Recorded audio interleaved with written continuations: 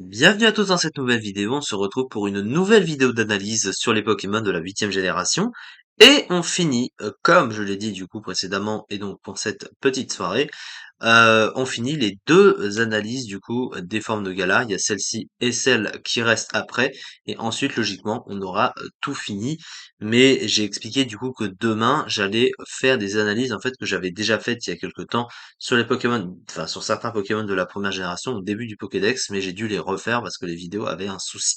Voilà, du coup c'est lié directement à ma chaîne, mais voilà, c'est la première fois que j'ai eu ce souci, mais globalement voilà, on va les refaire, il n'y a pas de problème. Et du coup, à partir de lundi, on commencera un nouveau let's play, comme je l'ai dit, et il sera teasé dans le lot du coup demain. Mais chaque chose en son temps. Donc du coup, le Pokémon qu'on va faire ici, c'est l'Immonde de Galar, l'Immonde qui obtient donc une forme de Galar en 8e génération. Alors l'immonde, c'est un Pokémon qui, à la base, est un Pokémon qui est assez mauvais, hein. Il a toujours été très mauvais, hein, globalement. Son type est pas ouf. Ses talents sont pas si mauvais, mais il a des stats qui sont vraiment affreuses. En plus, il est très lent. Il tape pas très fort non plus. Et en fait, l'immonde de Galar, bah, ils ont juste bougé les stats. En fait, vous voyez que ici, les stats spéciales de l'immonde de Galar sont devenues physiques, enfin, se sont déplacées. Mais globalement, bah, si tu regardes les stats, c'est la même chose que l'immonde. En fait, ça n'a pas vraiment changé. Il a un bulk qui est relativement correct, hein. Il a 109 de PV, 90 en défense et 84 en SPDF, ce qui est relativement correct. Mais à côté, bah c'est des stats de l'immonde en fait, hein. Il a 80 en attaque, 66 en attaque spéciale, donc c'est vraiment des stats offensives qui sont pas bonnes, hein. Et en plus de ça, il est archi lent, il a que 32 de speed, ce qui est vraiment vraiment mauvais. Euh, donc voilà, donc c'est vraiment des stats de l'immonde, c'est mauvais. Pourtant son type il est pas mauvais, hein. Solacier du coup c'est un type qui est le même que Stylix ou Minotaur qui sont ses concurrents principaux, hein, qui sont largement meilleurs, il n'y a pas de débat. Surtout pour Stylix, hein, qui est mon Pokémon préféré, donc je suis bien placé pour le savoir.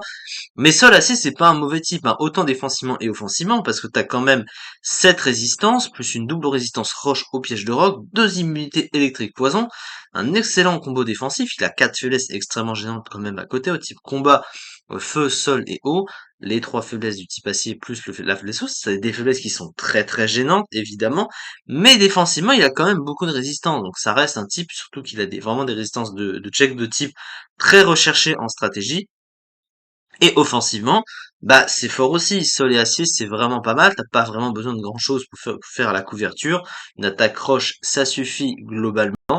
Parce que si vous mettez une attaque sol, une attaque acier et une attaque roche, vous touchez tous les Pokémon du jeu au moins neutralement. Donc, globalement, il n'a pas besoin de grand chose à ce niveau-là.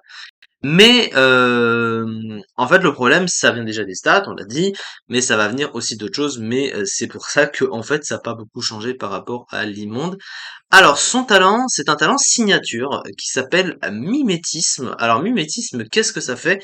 Ça change le type de ce Pokémon en fonction du terrain qui est en place. Ça veut dire que si un terrain électrique, il va prendre le type électrique, un terrain herbu, le type plante, un terrain féerique, le type fée, et le terrain psychique, le type psy. Est-ce que c'est fort? Bah, le problème, c'est que ça dépend de trop de situations spécifiques pour que ça fonctionne, puisque en fonction du type que tu vas prendre sur le terrain que tu vas prendre, il faut que ça ait une logique par rapport à ta team, déjà d'une, et que le Pokémon soit adapté au terrain, en plus de ça, mais surtout que là, par rapport à l'adversaire, que ça l'avantage pas ou que ça te mette dans une situation où le terrain va avantager le Pokémon pour combattre l'adversaire, parce que sinon ça n'a pas d'intérêt. Si vous prenez des Pokémon qui vont poser le terrain, on pense par exemple, bon du coup les classiques, on a Tokoriko qui va poser un champ électrifié, tu vas avoir des Pokémon qui vont s'adapter à côté avec son champ électrifié, tandis que lui, bah, s'il pose le terrain et qu'à côté t'as pas de Pokémon vraiment utile pour s'adapter à l'immonde de Galar avec le terrain électrique, tu vas chercher un autre Pokémon meilleur ou qui pose le terrain et qui porte plus que l'immonde de Galar qui lui-même ne s'adapte pas. Surtout qu'en plus il va changer de type, donc du coup, alors je sais pas si ça rajoute un troisième type ou c'est vraiment tout le double type qui est changé. Si c'est dans le cas où je change tout le type pour en mettre qu'un seul, bah c'est pas ouf parce qu'il va se faire concurrencer par tous les autres Pokémon du même type. Donc voilà, pas vraiment trop d'intérêt. Surtout que certains vont pas être très très bons. Si t'es juste type plante, c'est mauvais. Si t'es juste type psy, c'est pas ouf.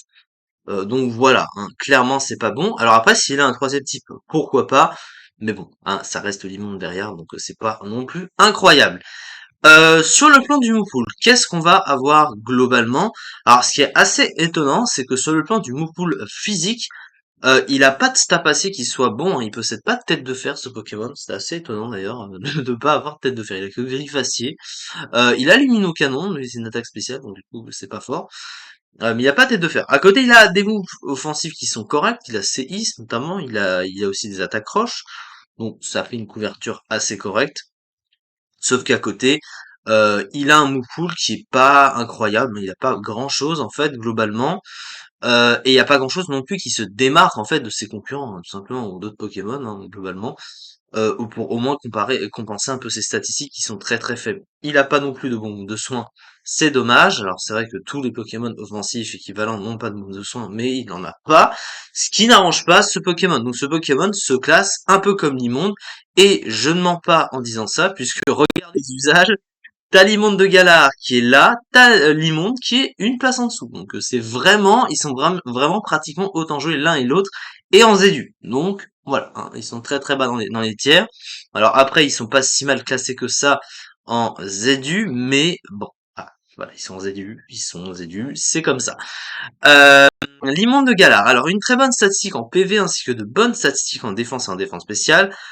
Accès à un excellent double type lui donnant une immunité au type électrique, mais une statistique en vitesse médiocre ainsi que des statistiques offensives mauvaises, un talent trop situationnel, mimétisme, change de type selon le terrain, et un move pool sur le plan physique très limité.